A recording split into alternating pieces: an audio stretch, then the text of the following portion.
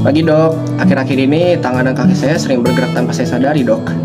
Kadang saya juga merasa bicara saya jadi kurang jelas.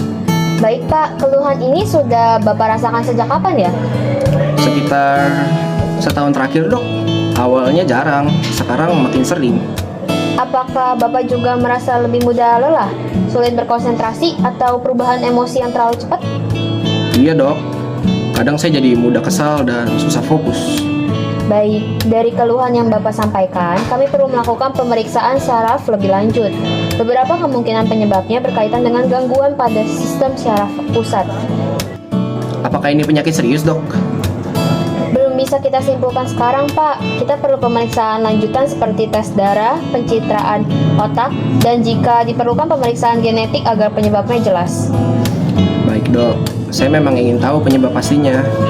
Bagus, Pak. Pemeriksaan ini penting agar kita bisa menentukan langkah penanganan yang paling tepat dan juga memberikan informasi yang jelas bagi keluarga Bapak. Apakah penyakit ini bisa turun-menurun dok?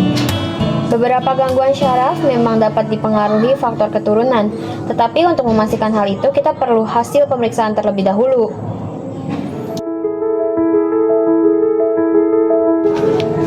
Selamat pagi Pak Darius, terima kasih sudah datang kembali. Saya sudah mempelajari seluruh hasil pemeriksaan Bapak, jadi ini hasilnya, boleh Bapak lihat. Ya, gimana hasilnya dok? Dari pemeriksaan yang kami lakukan, keluhan yang Bapak alami disebabkan oleh penyakit Huntington, yaitu penyakit syaraf yang dipengaruhi oleh faktor genetik. Jadi ini penyakit turun-menurun dok? Iya Pak, penyakit ini diturunkan secara autosom dominan, artinya setiap anak Bapak memiliki peluang 50% mewarisi gen tersebut.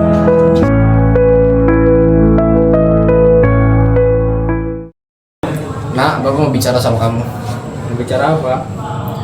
Minggu lalu kamu baru bertunangan kan? Iya Pak, kenapa? Ya, jadi tadi Bapak habis berkonseling ke dokter dan menerima hasil tes. Terus hasilnya gimana Pak? Jadi gini nak, Bapak didiagnosis Huntington disease dan kamu berisiko menurunkan penyakit itu dari Bapak. Terus aku harus gimana Pak? Ya, saran Bapak kamu konseling aja deh ke konseling genetik bersama pasangan kamu supaya kalian paham nanti keputusan kalian ke depannya harus gimana. Udah deh Pak. Oke.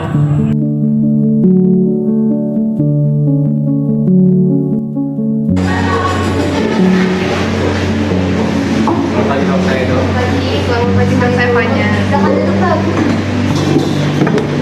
Baik, Bapak Ibu, saya baru saja membaca rujukan dari Dokter Syaraf. Di sini ada data menunjukkan bahwa ayah dari Bapak Edo mengalami penyakit Huntington di usia lanjut. Apa benar Bapak Ibu?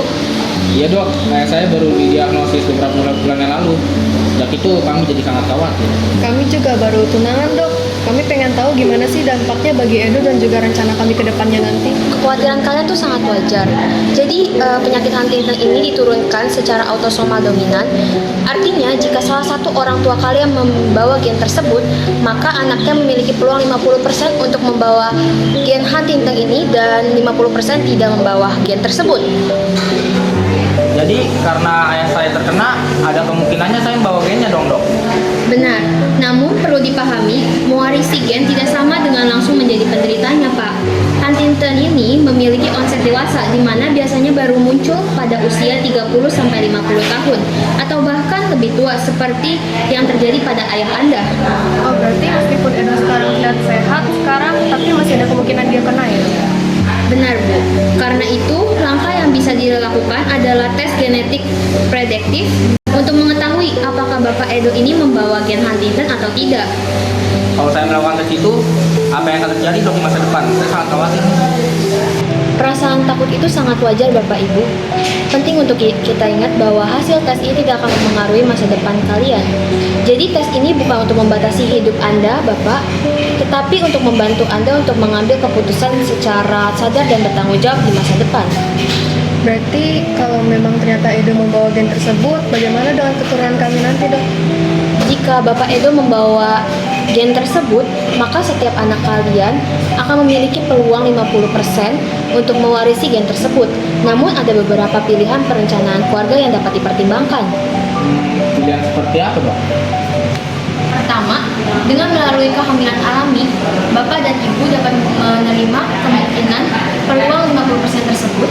Yang kedua, melalui program bayi tabung dengan seleksi genetik di mana embrio yang tidak membawa gen Huntington itu dapat dipilih dan ditanamkan kepada rahim ibu Fanya, sehingga dengan cara ini risiko penurunan penyakit dapat dihindari.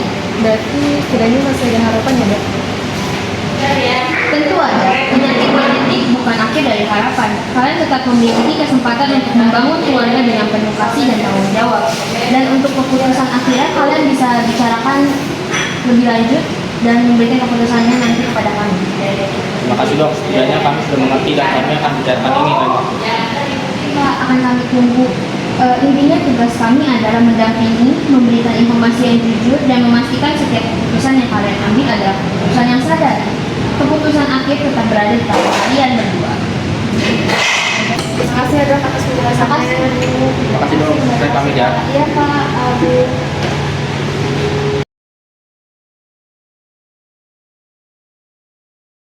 Gimana Evan? Aku tuh nggak mau kalau kita punya anak kita tuh harus menanggung resiko ini. Aku paham, Dok. Tapi ini bukan salah kamu. Terus kamu maunya gimana?